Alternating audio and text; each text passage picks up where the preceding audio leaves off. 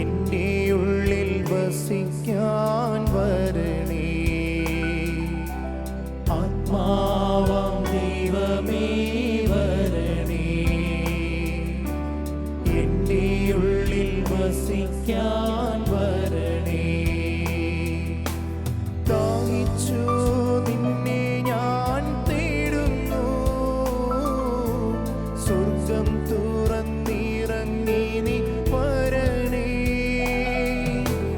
ദാഹിച്ചു നിന്നെ ഞാൻ തേടുന്നു, സ്വർഗം തുറന്നിറങ്ങി നീ വരണേ. ആത്മാവാം ദൈവമേ വരണേ, എൻ്റെ ഉള്ളിൽ വസിക്കാൻ വരണേ. ആത്മാവാം ദൈവമേ വരണേ, എൻ്റെ ഉള്ളിൽ വസിക്കാൻ വരണേ. നന്മ നിറഞ്ഞ മറിയമേ സുസ്ഥീ, കർത്താവ് അങ്ങയോടുകൂടി സ്ത്രീകളിൽ അങ്ങ് അനുഗ്രഹിക്കപ്പെട്ടവളാകുന്നു. അങ്ങയുടെ ഉദരത്തിൻ ഫലമായ ഈശോ അനുഗ്രഹിക്കപ്പെട്ടവനാകുന്നു. പരിശുദ്ധ മറിയമേ തമ്പുരാന്റെ അമ്മേ, പാപികളായ ഞങ്ങൾക്ക് വേണ്ടി ഇപ്പോഴും ഞങ്ങളുടെ മരണസമയത്തും തമ്പുരാനോട് അപേക്ഷിച്ചു കൊള്ളണമേ. ആമേൻ. പ്രിയപ്പെട്ടവരെ, നമ്മൾ 3 നാൾ ദിവസത്തെ ധ്യാനത്തിലേക്ക് പ്രവേശിക്കുകയാണ്. വാരാന്ത്യ ധ്യാനത്തിലേക്ക് പ്രവേശിക്കുകയാണ്. പരിശുദ്ധാത്മാവ് തന്നിരിക്കുന്ന ശക്തമായിരിക്കുന്ന ഒരു പ്രചോദനം ഈ 3 ദിവസങ്ങളിലായി പങ്കുവയ്ക്കുവാൻ എന്നെ നിർബന്ധിക്കുകയാണ്. 1-ാം ദിവസം ആഭ അനുഭവം, 2-ാം ദിവസം കാത്തിരിപ്പിൻ്റെ അനുഭവം, 3-ാം ദിവസം സൗഖ്യ അനുഭവം. മകളെ, സൃഷ്ട വസ്തുക്കളിൽ നിന്ന് സൃഷ്ടാവിൽ അലിഞ്ഞു ചേരുന്നതാണല്ലോ ധ്യാനം. ലോകത്തിലേക്ക് തിരിഞ്ഞിരിക്കുന്ന മനസ്സിനെ പിതാവിൻ്റെ പക്കലേക്ക്, സ്വർഗത്തിലേക്ക് തിരിഞ്ഞിരിക്കുന്നതാക്കുന്നതാണല്ലോ പരിശുദ്ധാത്മാവ് നമ്മൾ ചെയ്യുന്ന പ്രവർത്തനം. പിതാവായ ദൈവം ഒരു അറിവായാൽ മാത്രം പോരാ, പുത്രനായ ദൈവം ഒരു അറിവായാൽ മാത്രം പോരാ, പരിശുദ്ധാത്മാവായ ദൈവം ഒരു അറിവായാൽ മാത്രം പോരാ, ഒരു അനുഭവമായി മാറണം. സ്വന്തം ഹൃദയത്തെ കാണാനും മറന്നുപോയവ കൈവിട്ട് കളഞ്ഞതുമായ ചില നന്മകളെ ഓർമ്മപ്പെടുത്തുവാനും ഈ ധ്യാനചിന്ത നമ്മെ സഹായിക്കട്ടെ. ആത്മീയമായ ശിശുത്വത്തിലേക്ക് വളരുവാൻ സഹായിക്കട്ടെ. നമ്മൾ ഏറ്റെടുത്തിരിക്കുന്ന ശിശുത്വം പുഷ്പിതമായി തീരുവാൻ നമ്മെ അനുഗ്രഹിക്കട്ടെ. സ്വർഗീയമായ പൗരത്വ ബോധം വളരുവാൻ ഇടവരട്ടെ എന്ന് ഞാൻ ഏറ്റവും സ്നേഹത്തോടെ പ്രാർത്ഥിക്കുകയാണ്. യേശുവിനോട് ഒന്നിച്ച്, പിതാവിനോട് ഒന്നിച്ച് ഇരിക്കാനും നടക്കാനും സംസാരിക്കാനും ഈ 3 നാൾ ദിവസം ഈ ശുശ്രൂഷയിൽ സംബന്ധിക്കുന്ന എല്ലാ വൈദികരെയും, എല്ലാ സമർപ്പിതരെയും, എല്ലാ പ്രേക്ഷകരെയും അനുഗ്രഹിക്കട്ടെ എന്ന് പ്രാർത്ഥിക്കുകയാണ്. മകളെ, ഒരു പ്രാർത്ഥനാ ദിനമായി നമുക്ക് ഈ 3 ദിവസത്തെ ആഘോഷിക്കാം. പിതാവായ ദൈവം നമ്മിലേക്ക് കടന്നു വരുന്ന അനുഭവം ഉണ്ടാകട്ടെ. ആഭ അനുഭവത്തിലേക്ക് നമുക്ക് പ്രവേശിക്കാം. ഈ ആത്മീയ യാത്രയിൽ ആമുഖമായി തരുന്ന വചനം യോഹന്നാന്റെ സുവിശേഷം 14-ാം അധ്യായം 23-ാം തിരുവാക്യം. ഈശോ അരുൾ ചെയ്തു, എന്നെ സ്നേഹിക്കുന്നവൻ എൻ്റെ വചനം പാലിക്കും, അപ്പോൾ എൻ്റെ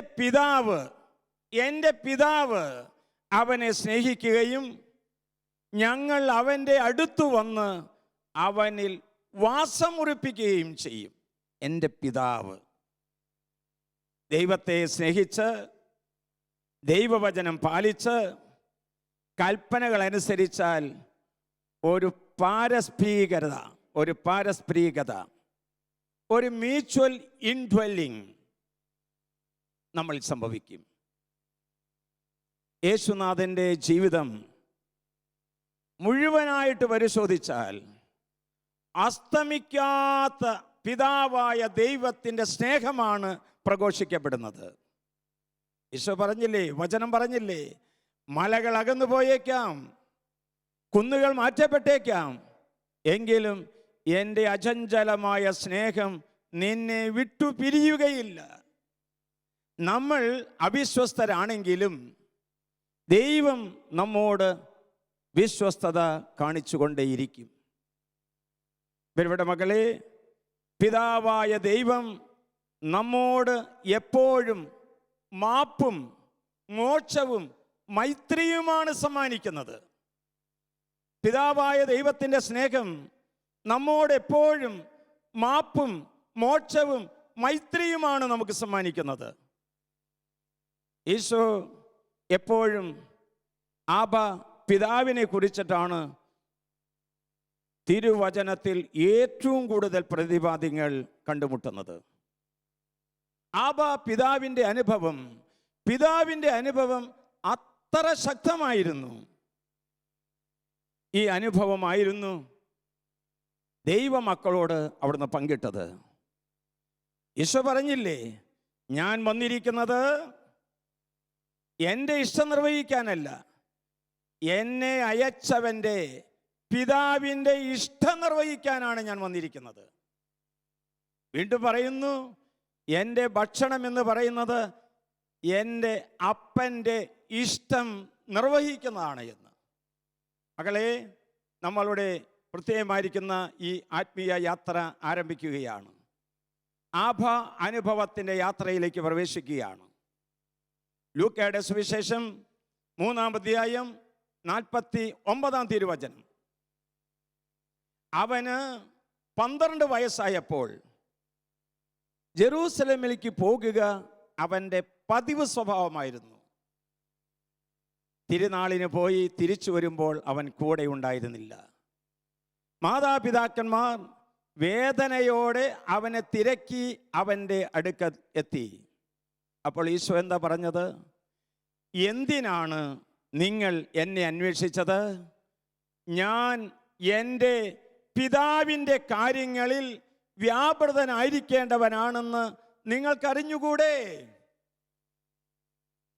ഞാൻ എൻ്റെ പിതാവിൻ്റെ കാര്യങ്ങളിൽ വ്യാപൃതനായിരിക്കേണ്ടവനാണെന്ന് നിങ്ങൾക്കറിഞ്ഞുകൂടെ? ആദ്യമായി പറഞ്ഞത് അതാണ്, അപ്പനെ കുറിച്ചിട്ടാണ്, ആബാ പിതാവിനെ കുറിച്ചിട്ടാണ്. അവസാനമായി പറഞ്ഞതും അതുപോലെ തന്നെയാണ്. പിതാവേ, അങ്ങേ കരങ്ങളിൽ എൻ്റെ ആത്മാവിനെ സമർപ്പിക്കുന്നു. ആദ്യമായി പറഞ്ഞതും അവസാനമായി പറഞ്ഞതും പിതാവിനെ കുറിച്ചിട്ടാണ്.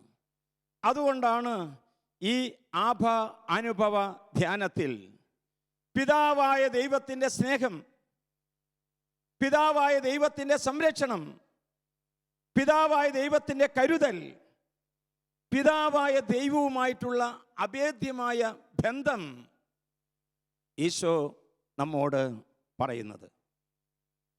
ആത്മീയ യാത്രയിലെ 2-ാം ഘട്ടത്തിൽ ഞാൻ കണ്ടുമുട്ടുന്നത് മത്തായിയുടെ സുവിശേഷം 16-ാം അധ്യായം 16-ാം വാക്യം. ഈശോ ശിഷ്യന്മാരുമൊത്ത് കേസറിയ ഫിലിപ്പി ദേശത്തിലൂടെ കടന്നു പോകുമ്പോൾ യേശു ചോദിക്കുന്നൊരു ചോദ്യമുണ്ട്. ഞാൻ ആരെന്നാണ് നിങ്ങൾ പറയുന്നത്? ഇതാ ശിമയോൻ പത്രോസ് പറഞ്ഞു, നീ ജീവനുള്ള ദൈവത്തിൻ്റെ പുത്രനായ ക്രിസ്തുവാണ്. ഉടനെ യേശു അവനോട് പറഞ്ഞു, യോനായുടെ പുത്രനായ ശിമയോനെ, നീ ഭാഗ്യവാൻ. മാംസരക്തങ്ങളല്ല, എൻ്റെ സ്വർഗസ്ഥനായ പിതാവാണ് ഇത് നിനക്ക് വെളിപ്പെടുത്തി തന്നിരിക്കുന്നത്. പ്രിയപ്പെട്ടവരെ, വെളിപാടുകളും വെളിപ്പെടുത്തലുകളും നമുക്ക് ലഭിക്കുന്നത് പിതാവിൽ നിന്നാണ്. അതൊരു കൃപയാണ്, ദൈവകൃപയാണത്. ദൈവകൃപയില്ലാതെ ഒരു വ്യക്തിക്ക് വെളിവുകളോ വെളിപാടുകളോ സന്ദേശങ്ങളോ ലഭിക്കുന്നതല്ല. വീണ്ടും നാം വായിക്കുന്നു ലൂക്കയുടെ സുവിശേഷം 12-ാം അധ്യായം 32-ാം വാക്യം. ചെറിയ അജഗണമേ, ഭയപ്പെടേണ്ട, നിങ്ങൾക്ക് രാജ്യം നൽകാൻ നിങ്ങളുടെ പിതാവ് പ്രസാദിച്ചിരിക്കുന്നു. അഗൈൻ, നിങ്ങൾക്ക് രാജ്യം തരാൻ പിതാവ് പ്രസാദിച്ചിരിക്കുന്നു. ഞാൻ ചോദിക്കട്ടെ, ഇന്ന് ആരെയാണ് നമ്മൾ പ്രസാദിപ്പിക്കുന്നത്? ഇന്ന് ആരെയാണ് പ്രസാദിപ്പിച്ചുകൊണ്ടിരിക്കുന്നത്? ആരെയാണ് യഥാർത്ഥത്തിൽ നമ്മൾ പ്രസാദിപ്പിക്കേണ്ടത്? ദൈവത്തെയാണോ? ദൈവരാജ്യത്തെയാണോ? ലോകരാജ്യത്തെയാണോ? ആരെയാണ് പ്രിയപ്പെട്ടവരെ നമ്മൾ ഇപ്പോൾ പ്രസാദിപ്പിച്ചുകൊണ്ടിരിക്കുന്നത്?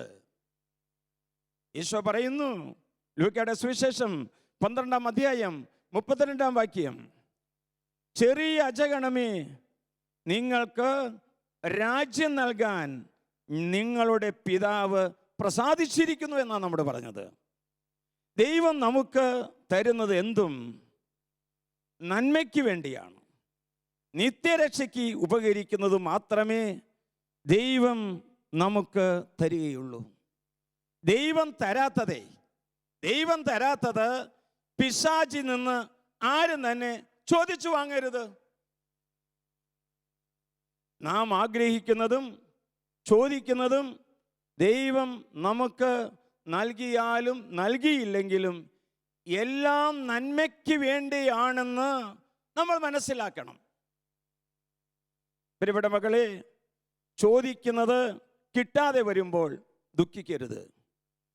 ചോദിക്കുന്നത് കിട്ടുമ്പോഴോ അമിതമായി സന്തോഷിച്ച് അഹങ്കരിക്കുകയുമരുത്. കിട്ടാത്തതിന് നമുക്ക് കിട്ടിക്കഴിയുമ്പോൾ നമ്മൾ വിനീതരാകുക, എളിമയുള്ളവരായി തീരുക. കിട്ടാതെ വരുമ്പോഴോ നന്മയാണെന്ന് കരുതി ദൈവത്തെ കൂടുതൽ ആശ്രയിക്കുക. ദൈവത്തിൽ ആശ്രയം വയ്ക്കുന്നവൻ ഓടിയാലും ക്ഷീണിക്കുകയില്ല, നടന്നാലും തളരുകയില്ല എന്നല്ലേ വചനം നമ്മെ പഠിപ്പിച്ചു തരുന്നത്. ചോദിക്കുന്നത് നൽകുന്നത് മാത്രമല്ല, ചോദിക്കുന്നത് നൽകാത്തതും പിതാവായ ദൈവത്തിൻ്റെ സ്നേഹമാണെന്ന് കരുതുവാൻ സാധിക്കുമോ? സ്വീകരിക്കാൻ സാധിക്കുമോ? നമുക്ക് ആവശ്യപ്പെടുന്നതെല്ലാം നമുക്ക് നൽകാതെ വരുമ്പോഴും കാര്യം മനസ്സിലാക്കുക, ഞാൻ ആവശ്യപ്പെട്ടത് മുഴുവൻ തരാതെ വരുമ്പോഴും എനിക്ക് ആവശ്യമുള്ളതെല്ലാം തരുമെന്നാണ് വചനം നമ്മെ പഠിപ്പിച്ചു തരുന്നത്. നമ്മൾ ആഗ്രഹിക്കുന്നതല്ല, ദൈവം ആഗ്രഹിക്കുന്നത്, പിതാവായ ദൈവം ആഗ്രഹിക്കുന്നത് നമുക്ക് നൽകും. വിശുദ്ധന്മാരുടെ ചരിത്രത്തിലേക്ക് കടന്നു ചെല്ലുമ്പോൾ വിശുദ്ധ അന്തോനീസ് ആഗ്രഹിച്ചത് ഒരു അഗസ്റ്റീനിയൻ സഭയിൽ ചേരാനാണ് വിശുദ്ധനായ അന്തോനീസ് ആഗ്രഹിച്ചത്. എന്നാൽ യേശു വിളിച്ചത് ഫ്രാൻസിസ്കൻ സഭയിൽ ചേർന്ന് ഒരു വിശുദ്ധനായി തീരാനാണ് യേശു വിളിക്കുന്നത്. വിശുദ്ധരായ ലൂയി മാർട്ടിനെയും സെലിംഗറിനെയും വൈദികനാകാനും ഒരു കന്യാസ്ത്രീയാകാനും പോയവരാണ്. അതാണ് അവരുടെ ആഗ്രഹമായിരുന്നത്. എന്നാൽ യേശു ആഗ്രഹിച്ചത് വിശുദ്ധ കൊച്ചു ത്രേസ്യായിക്ക് ജന്മം നൽകുന്ന അപ്പനും അമ്മയുമായി തീരാൻ വേണ്ടിയിട്ടാണ്. വിശുദ്ധനായിരിക്കുന്ന അൽഫോൻസ് ലിഗോരി അറിയപ്പെടുന്ന ഒരു വക്കീലായി തീരാനാണ് ആഗ്രഹിച്ചത്. എന്നാൽ യേശു ആഗ്രഹിച്ചത് വിശുദ്ധനായ ഒരു വൈദികനാകുക, അദ്ദേഹത്തിലൂടെ ദിവ്യരക്ഷകന്റെ സഭ എന്ന് പറയുന്ന സന്യാസ സമൂഹം സ്ഥാപിക്കുവാനാണ് ആഗ്രഹിച്ചത്. വിശുദ്ധനായ ചാവറ പിതാവിന് പലതരത്തിലുള്ള പ്രതിസന്ധികൾ ഉണ്ടായിരുന്നുവെങ്കിലും ദൈവമായ കർത്താവ് യേശു ചാവറയച്ചനെ വിളിക്കുന്നത് ഒരു സന്യാസ സഭയ്ക്ക് രൂപം കൊടുത്ത് ഒരു വിശുദ്ധനായി തീരാൻ വേണ്ടിയിട്ടാണ് ചാവറയച്ചനെ വിളിക്കുന്നത്. എന്ന് പറഞ്ഞാൽ നമ്മൾ ആഗ്രഹിക്കുന്നതല്ല ദൈവത്തിന് ഒരു നിശ്ചയമുണ്ട്. വചനം പറയുന്നു, എനിക്ക് നിന്നെക്കുറിച്ചൊരു പദ്ധതിയുണ്ട്, അത് നിന്റെ നാശത്തിന് വേണ്ടിയിട്ടുള്ളതല്ല, ക്ഷേമത്തിനുള്ള പദ്ധതിയാണ്.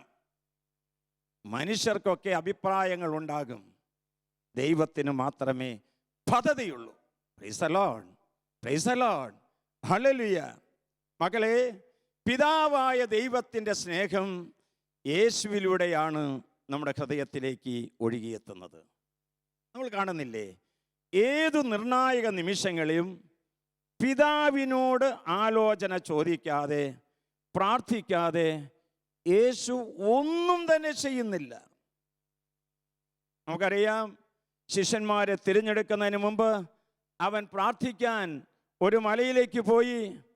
അവിടെ ദൈവത്തോട് ഒരുമിച്ച്, അപ്പനോട് ഒരുമിച്ച് പ്രാർത്ഥിച്ച് രാത്രി മുഴുവൻ ചെലവഴിച്ചു. ദൈവരാജ്യത്തിൻ്റെ സ്റ്റാഫ് അംഗങ്ങളെ തിരഞ്ഞെടുക്കാൻ വേണ്ടിയിട്ടാണ്. ഇത് നിസ്സാരമായ കാര്യമല്ല. ദൈവരാജ്യ നിർമ്മിതിക്ക് വേണ്ടിയിട്ടുള്ള സ്റ്റാഫ് അംഗങ്ങളെ തിരഞ്ഞെടുക്കാൻ അപ്പാ വെളിപ്പെടുത്തി തരണമേ എന്ന് പറഞ്ഞുകൊണ്ട് മലമുകളിലിരുന്ന് പ്രാർത്ഥിക്കുകയാണ്. രാത്രി മുഴുവൻ പ്രാർത്ഥിച്ച് താഴേക്ക് ഇറങ്ങുകയാണ്. നമ്മുടെ ജീവിതത്തിൻ്റെ നിർണായകമായ നിമിഷങ്ങളിൽ ഇങ്ങനൊരു പ്രാർത്ഥന ഉണ്ടായിട്ടുണ്ടോ? നിന്റെ മകനോ മകളോ ഒരു ജോലിക്കോ ഒരു ഉദ്യോഗത്തിനോ വിദേശ യാത്രയ്ക്കോ ഒരു വിവാഹത്തിനോ ഒരുങ്ങുമ്പോൾ ഇങ്ങനെ ഒരു പ്രാർത്ഥന ഉണ്ടായിട്ടുണ്ടോ? നമ്മൾ ചിന്തിക്കണം പ്രിയപ്പെട്ടവരെ. ആപ അനുഭവത്തിലേക്ക് നമ്മൾ കടന്നു വരുമ്പോൾ നമ്മൾ വീണ്ടും നാം കാണുന്നു, ശിഷ്യന്മാർക്ക് വേണ്ടി പ്രാർത്ഥിക്കുന്ന കർത്താവ്. തിരഞ്ഞെടുപ്പ് കഴിഞ്ഞു, ശിഷ്യന്മാരുണ്ടായി. വചനം യോഹന്നാന്റെ സുവിശേഷം 17-ാം അധ്യായം 1-5 വാക്യങ്ങളിൽ നാം വായിക്കുന്നു.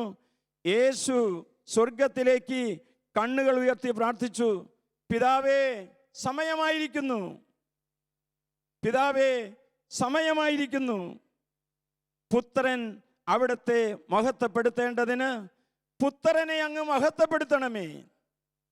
പിതാവേ, ലോക സൃഷ്ടിക്ക് മുമ്പ് എനിക്ക് അവിടത്തോട് കൂടെ ഉണ്ടായിരുന്ന മഹത്വത്താൽ ഇപ്പോൾ അവിടുത്തെ സന്നിധിയിൽ എന്നെ മഹത്വപ്പെടുത്തണമേ. എന്താ കേട്ടത്? പിതാവിനോടുള്ള പ്രാർത്ഥനയാണ്.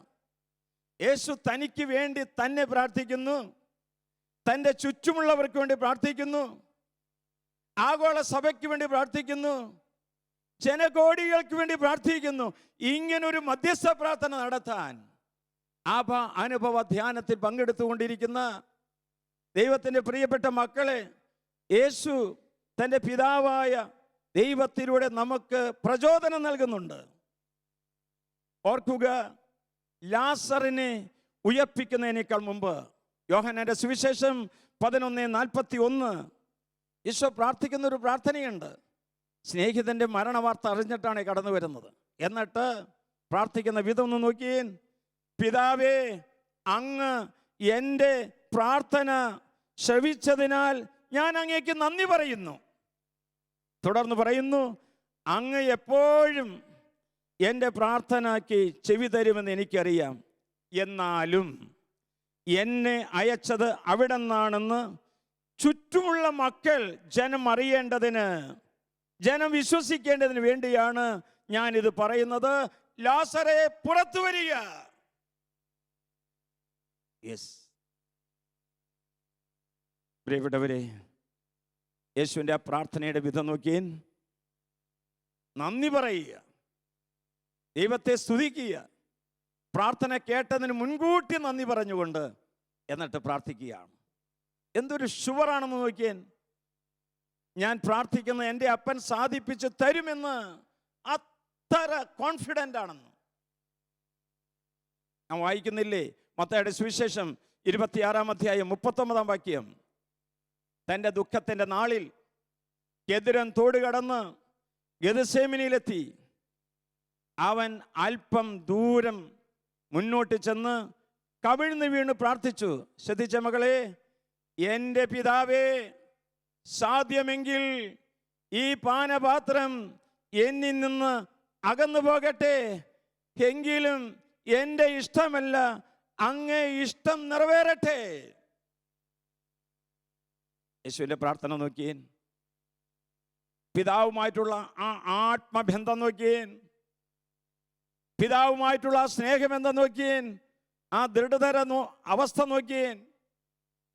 അതുകൊണ്ടാണ് ഈശോ പറയുന്നത്, എൻ്റെ പിതാവിനാൽ അനുഗ്രഹിക്കപ്പെട്ടവരെ, മത്തായിയുടെ സുവിശേഷം 25:34, എൻ്റെ പിതാവിനാൽ അനുഗ്രഹിക്കപ്പെട്ടവരെ വരുവിൻ, ലോകസ്ഥാപനത്തിന് മുൻപേ നിങ്ങൾക്കായി ഒരുക്കിയിരിക്കുന്ന രാജ്യം അവകാശപ്പെടുത്തുവിൻ. എൻ്റെ പിതാവിനാൽ അനുഗ്രഹിക്കപ്പെട്ടവരെ. ഇന്ന് ഈ വാരാന്ത ധ്യാനത്തിൽ സംബന്ധിക്കുന്ന നിന്നെ നോക്കി, നിന്റെ കുടുംബത്തെ നോക്കി, നമ്മെ ഓരോരുത്തരും നോക്കിക്കൊണ്ട് പറയുകയാണ്, എൻ്റെ പിതാവിനാൽ അനുഗ്രഹിക്കപ്പെട്ടവരെ വരുവിൻ, ലോകസ്ഥാപനത്തിന് മുമ്പേ നിങ്ങൾക്കായി സജ്ജമാക്കിയിരിക്കുന്ന രാജ്യം അവകാശപ്പെടുത്തുവിൻ. ഒന്ന് ചിന്തിച്ചു നോക്കിയേ, മരണത്തിന് ശേഷം ഒരു വിധിയുണ്ട്. ആ വിധി സമയത്ത് നമ്മൾ ഏത് സ്ഥാനത്തായിരിക്കും? വലതുവശത്ത് നിൽക്കുന്ന ചെമ്പരാടികളുടെ വശത്താണോ, അല്ലെങ്കിൽ കോലാടിയുടെ വശത്ത് ഇടതുവശത്താണോ? എന്തായാലും ഒന്ന് ഉറപ്പാണ്, മനുഷ്യൻ ഒരിക്കൽ മരിക്കണം. അതിനുശേഷം വിധിയുണ്ടാകും. ഒന്നുകിൽ കതിരായി സ്വർഗീയമായ അറപ്പുരയിലേക്ക് പ്രവേശിക്കാം, അല്ലെങ്കിൽ പതിരായി നിത്യ നരകാഗ്നിയിലേക്ക് പോകാം. ഏത് വേണം നമുക്ക്? ഇന്ന് ഇരുന്ന് വചനം ശ്രമിച്ചുകൊണ്ടിരിക്കുന്ന എൻ്റെ പ്രിയപ്പെട്ട മക്കളോട് ചോദിക്കുകയാണ്, തീരുമാനമെടുക്കാൻ. തീരുമാനം നമ്മുടെ കൈവശമാണ്. ഒന്നുകിൽ കതിരായി തീരാം, അല്ലെങ്കിൽ പതിരായി തീരാം. ഏത് വേണമെന്ന്? തീർച്ചയായിട്ടും ദൈവത്തിൻ്റെ വലിയ കൃപ നമ്മിലേക്ക് ഒഴുകി ഇറങ്ങുകയാണ്. പ്രിയപ്പെട്ട മക്കളെ, സഹോദരി സഹോദരങ്ങളെ, പിതാവായ ദൈവത്തിൻ്റെ വലിയ അനുഭവം, അനുഭവം എപ്പോഴെങ്കിലും നിനക്ക് ലഭിച്ചിട്ടുണ്ടോ? അതിനുവേണ്ടി ദാഹിച്ച് പ്രാർത്ഥിച്ചിട്ടുണ്ടോ? അതിനുവേണ്ടി നീ ഉപവസിക്കാറുണ്ടോ? പ്രായശ്ചിത്തം ചെയ്ത് പ്രാർത്ഥിക്കാറുണ്ടോ? ഇല്ല എങ്കിൽ ഈ 3 നാൾ ദിവസത്തെ പ്രത്യേകമായി മണിക്കൂറിൽ അപ്പനോട് പറയും, അപ്പാ ദൈവമേ, എനിക്ക് ഒരു അനുഭവം എനിക്ക് തരണമേ എന്ന്. ഒന്ന് ആലോചിച്ച് നോക്കിയേ, എത്രയോ പ്രാവശ്യമാണ് പിതാവായ ദൈവം നമ്മെ പൊതിഞ്ഞു സൂക്ഷിച്ചിട്ടുള്ളത്. എത്രയോ പ്രാവശ്യമാണ് നമ്മെ മറച്ചു പിടിച്ചിട്ടുള്ളത്. നമ്മുടെ അപകടങ്ങളിൽ നിന്ന്, ദുഃഖങ്ങളിൽ നിന്ന്, ഒരുപക്ഷെ നമ്മുടെ ഓരോരുത്തരുടെ രഹസ്യ പാപങ്ങൾ എത്രയോ പ്രാവശ്യം യേശു മറച്ചു പിടിച്ചിട്ടല്ലേ ഇന്ന് നമ്മൾ ഓരോരുത്തരും ഷാലോം ടിവിയുടെ മുമ്പിൽ ഇരുന്നു കൊണ്ട് ഈ വചനം ശ്രവിച്ചുകൊണ്ടിരിക്കുന്നത്. ധൂർത്തപുത്രനെ പന്നിക്കുഴിയിൽ നിന്ന് പിതാവ് രക്ഷിച്ചു, സ്നേഹിച്ചു, വീണ്ടും പുത്രനായി സ്വീകരിച്ചു. ഇതുപോലെ നമ്മെ ഓരോരുത്തരെയും രക്ഷിക്കാനും സ്നേഹിക്കാനും ചേർത്ത് പിടിക്കാനുമായി പിതാവായ ദൈവം നിന്റെ അടുത്ത് വന്ന് നിൽക്കുന്നത് നിനക്ക് അനുഭവിക്കാൻ സാധിക്കുന്നില്ലേ? പിശാച് കടന്നു വരുന്ന വാതിലുകൾ നീ അടയ്ക്കണം. പിശാച് കടന്നു വരാനുള്ള വാതിലുകൾ, നിന്റെ ഹൃദയത്തിൻ്റെ വാതിലുകൾ, നിന്റെ കുടുംബത്തിൻ്റെ വാതിലുകൾ, നിന്റെ സ്ഥാപനത്തിൻ്റെ വാതിലുകൾ, നിന്റെ ശുശ്രൂഷയുടെ വാതിലുകൾ കൊട്ടിയടയ്ക്കണം. എന്നാലാണ് പിതാവായ ദൈവത്തിന് എന്നിലേക്ക് കടന്നു വരാൻ സാധിക്കുക. യേശു പറഞ്ഞില്ലേ, കള്ളൻ വരുന്നത് കൊല്ലാനും നശിപ്പിക്കാനും മോഷ്ടിക്കാനുമാണ് എന്ന്. മകളെ, യേശു പിശാചിനെ പരാജയപ്പെടുത്തി. അതുകൊണ്ട് പിശാചിൻ്റെ തന്ത്രം, ഒരു ഹിഡൻ അജണ്ട, തന്നെ പരാജയപ്പെടുത്തിയ യേശുവിൽ നിന്ന് സർവരെയും അകറ്റുക, പിതാവിൽ നിന്ന് സകലരെയും അകറ്റുക, യേശു സ്ഥാപിച്ച തിരുസഭയിൽ നിന്നും അകറ്റുക, യേശു സ്ഥാപിച്ച കൂദാശകളിൽ നിന്ന് അകറ്റുക, യേശു സ്ഥാപിച്ച കുടുംബത്തിൽ നിന്ന് അകറ്റുക, യേശുവിൻ്റെ ശരീരരക്തങ്ങൾ സ്വീകരിക്കുന്നതിൽ നിന്ന് അകറ്റുക. യേശുവിൻ്റെ അമ്മയിൽ നിന്ന് അകറ്റുക. യേശുവിന് വേണ്ടി ജീവിച്ച വിശുദ്ധന്മാരിൽ നിന്ന്, രക്തസാക്ഷികളിൽ നിന്നും അകറ്റുക. ആത്മീയ കൂട്ടായ്മയിൽ നിന്നും അകറ്റുക എന്ന് പറഞ്ഞാൽ വിച്ഛേദിക്കാൻ, തകർക്കാൻ പിശാച് ഇറങ്ങിയിരിക്കുകയാണ്. അനുഭവ ജീവിതത്തിൽ ഒരിക്കലെങ്കിലും പിതാവിൻ്റെ അനുഭവം കിട്ടിയാൽ ഈ അന്ധകാരത്തെ തകർക്കാൻ സാധിക്കുമെന്ന്, കുടുംബത്തിൻ്റെ അന്ധകാരത്തെ, സ്ഥാപനങ്ങളുടെ കെട്ടുകളെ, സഭകളുടെ കെട്ടുകളെ, ശുശ്രൂഷകളുടെ കെട്ടുകളെ അയക്കാൻ സാധിക്കണമെങ്കിൽ, തകർക്കാൻ സാധിക്കണമെങ്കിൽ അനുഭവം നമുക്ക് കൂടിയേ മതിയാവൂ. ദൈവവും മനുഷ്യനുമായിട്ടുള്ള ബന്ധം സുദൃഢമായി തീരണം. എൻ്റെ പ്രിയപ്പെട്ടവരെ, നാം ആഗ്രഹിച്ചതുപോലെ എൻ്റെ ജീവിതത്തിലോ, എൻ്റെ കുടുംബത്തിലോ, എൻ്റെ സമൂഹത്തിലോ, എൻ്റെ സഭയിലോ, എൻ്റെ ഇടവക പ്രവർത്തനങ്ങളോ മുന്നോട്ട് പോകാത്തപ്പോഴും, അനിഷ്ടകരമായ വിധത്തിൽ സമൂഹ പ്രവർത്തനങ്ങൾ എന്നോട് പ്രതികരിക്കുമ്പോഴും പ്രാർത്ഥനയോടെ അതിനെ സ്വീകരിക്കാൻ സാധിക്കുമോ? പിറുപിറുപ്പില്ലാതെ അതിനെ സ്വീകരിക്കാൻ സാധിക്കുമോ? പ്രിയപ്പെട്ടവരെ, നമ്മളുടെ അനുഭവ ധ്യാനത്തിൻ്റെ ഒരു മോഡൽ ഞാൻ കാണുന്നുണ്ട്. ദാനിയേലിന്റെ പുസ്തകം 6-ാം അധ്യായം 10-ാം വാക്യം. ഇതാ, ദാരിയൂസ് രാജാവ് യഹൂദർക്കെതിരെ നിയമത്തിന് മുദ്ര വെച്ചു. അത് ദാനിയേൽ അറിഞ്ഞു. ദാനിയേൽ എന്താ ചെയ്തത്? മുദ്ര വെച്ചു എന്നറിഞ്ഞപ്പോൾ ദാനിയേൽ വീട്ടിലേക്ക് ഓടി, എന്ന് പറഞ്ഞാൽ പ്രാർത്ഥനാ മുറിയിലേക്ക് ഓടി എന്ന്. അവൻ അവിടെ ചെന്ന് യെരൂശലേമിലേക്ക്, അന്നത്തെ പ്രാർത്ഥനാലയമാണ്, യെരൂശലേമിലേക്ക് തുറന്നിട്ടിരിക്കുന്ന കിളിവാതിൽ നിന്നുകൊണ്ട് കരങ്ങൾ ഉയർത്തിക്കൊണ്ട് അവൻ പ്രാർത്ഥിച്ചു, മുട്ടുകുത്തി പ്രാർത്ഥിച്ചു, സ്തുതിച്ചു പ്രാർത്ഥിച്ചു. എന്തിനു വേണ്ടിയിട്ട്? അവൻ്റെ ആ പ്രാർത്ഥന മോഡൽ ഒന്ന് മനസ്സിലാക്കിയേ. സഭയ്ക്കെതിരായോ നിനക്കെതിരായോ ഏതെങ്കിലും പ്രതിസന്ധികൾ ഉണ്ടാകുമ്പോൾ പ്രാർത്ഥനാ മുറിയിലേക്കാണ് ഓടിയത്. പ്രാർത്ഥനാ പായ വിരിച്ച് കരമുയർത്തി നീ പ്രാർത്ഥിച്ചാൽ വീണ്ടും നിനക്ക് സഭയെ സ്നേഹിക്കാൻ പറ്റും, സഭയെ അനുസരിക്കാൻ പറ്റും, സഭയോടൊത്ത് നിൽക്കാൻ സാധിക്കും, ആത്മീയ കൂട്ടായ്മയിലേക്ക് വരാൻ സാധിക്കും, ഇടവക പ്രവർത്തനങ്ങൾ പങ്കുചേരാൻ സാധിക്കും. ഇടവക കൂട്ടായ്മ നമ്മുടെ വീടാണ്. ആ വീടിൻ്റെ ഹൃദയം സക്രാരിയാണ്, അൾത്താരയാണ്. അൾത്താരയ്ക്ക് ചുറ്റുമാണ് പിതാവായ ദൈവത്തിൻ്റെ സ്നേഹം നമുക്ക് അനുഭവിക്കാൻ സാധിക്കുന്നത്. പ്രിയപ്പെട്ട മക്കളെ, സിംഹത്തിൻ്റെ മുമ്പിലും വാളിൻ്റെ മുമ്പിലും വെടിയുണ്ടകളുടെ മുന്നിലും ജയിലിൻ്റെ മുന്നിലും മാരകമായ പീഡനത്തിലും ഭീകരമായിരിക്കുന്ന പ്രശ്നങ്ങളുടെ നടുവിലും സഭയിൽ ധീരതയോടെ നിൽക്കാൻ രക്തസാക്ഷികൾക്ക്, വിശുദ്ധന്മാർക്ക് എവിടെ നിന്ന് ശക്തി കിട്ടിയത്? പിതാവായ ദൈവത്തിൽ നിന്ന്, അനുഭവത്തിൽ നിന്ന്. അതുകൊണ്ട് ധീരതയോടെ പ്രവർത്തിക്കാൻ, സഭയുടെ അരുമകളായി തീരുവാൻ പിതാവായ ദൈവത്തോട് നമുക്ക് പ്രാർത്ഥിക്കാം. ഞാൻ മനസ്സിലാക്കുന്നു, ഇന്ന് സഭ ഒരു സമരമുഖത്താണ്. സഭയുടെ പ്രവർത്തനങ്ങൾ നിരന്തരം പ്രവർത്തിച്ചു കൊണ്ടിരിക്കുകയാണ്. സഭയ്ക്ക് ഏറെ മുറിവുകളുണ്ട്, കുറവുകളുമുണ്ട്, വൈരൂപ്യങ്ങളുമുണ്ട്. എങ്കിലും സഭ യേശുവിൻ്റെതാണ്.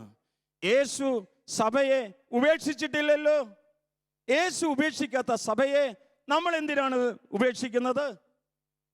എൻ്റെ മകളെ, വിശുദ്ധന്മാർക്കറിയാം അവർക്കുണ്ടായിരിക്കുന്ന മുറിവുകളെല്ലാം തിരുമുറിവുകളാക്കാൻ ഇതിൻ്റെ ഉടയവന് സാധിക്കും, പിതാവായ ദൈവത്തിന് സാധിക്കും.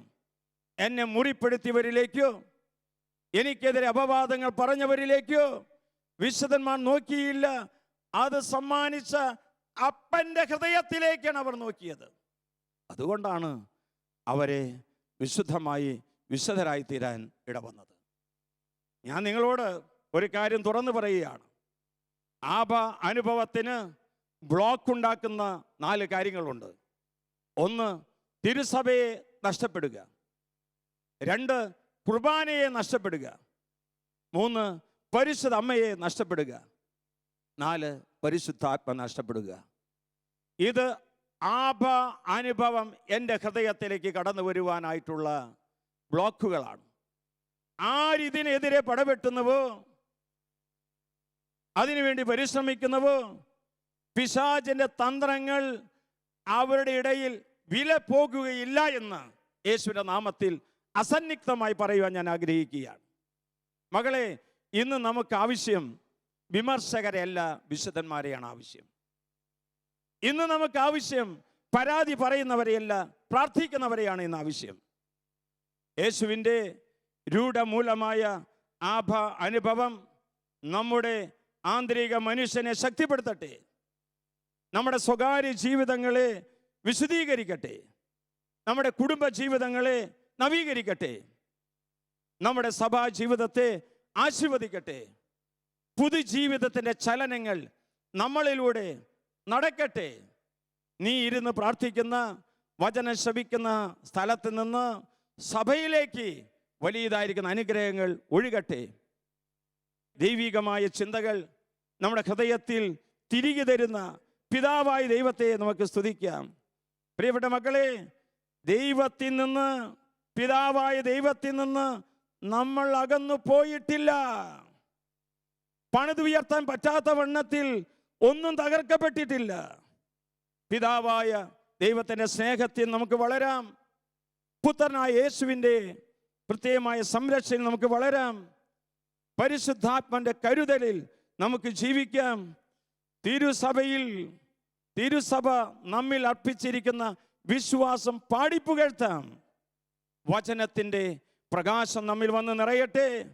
ആഭ അനുഭവത്തിൻ്റെ സാക്ഷികളും പ്രവാചകരുമായി മാറട്ടെ. നമുക്ക് എല്ലാവർക്കും എഴുന്നേറ്റ് നിന്നുകൊണ്ട് കർത്താവിനെ സ്തുതിച്ച് പ്രാർത്ഥിക്കാം. Hallelujah, hallelujah, hallelujah, hallelujah. മനുഷ്യന്റെ ആഗ്രഹമോ പ്രയത്നമോ അല്ല, ദൈവത്തിന്റെ ദയയാണ് ആഭ അനുഭവം നമുക്ക് സമ്മാനിക്കുന്നത്. ഞാൻ നിന്റെ പിതാക്കന്മാരുടെ ദൈവമാണ്, അബ്രാഹത്തിന്റെ, ഇസഹാക്കിന്റെ, യാക്കോബിന്റെ ദൈവമാണ്. മക്കളെ, ഒന്ന് സ്തുതിച്ച് പ്രാർത്ഥിച്ചേ. Hallelujah, hallelujah, hallelujah, hallelujah, hallelujah, hallelujah, hallelujah, hallelujah, hallelujah. യേശുവേ നന്ദി, പിതാവേ സ്തോത്രം. കർത്താവേ മഹത്വം, മഹത്വം, മഹത്വം. കർത്താവിന്റെ വലിയ അത്ഭുതം, പിതാവായ ദൈവത്തിന്റെ അനുഭവം, ആഭ അനുഭവം സർവ്വനും ഒന്ന് നിറയട്ടെ. യേശുവേ രക്ഷകാ, എൻ പ്രിയനേ യേശുവേ രക്ഷകാ, നിൻ കരമെൻ മേൽ വയ്ക്കാം, ശുദ്ധി ചെയ്യന്നേ. നിൻ കരമെൻ മേൽ വയ്ക്കാം, ശുദ്ധി ചെയ്യന്നേ. ഓ കർത്താവേ, നിൻ അഗ്നി എന്നിൽ കത്തട്ടെ. ഓ കർത്താവേ, നിൻ അഗ്നി എന്നിൽ കത്തട്ടെ. അശുദ്ധിയെല്ലാം ചാരമാകട്ടെ, ഞാൻ തിളങ്ങുന്ന മുത്താകട്ടെ. അശുദ്ധി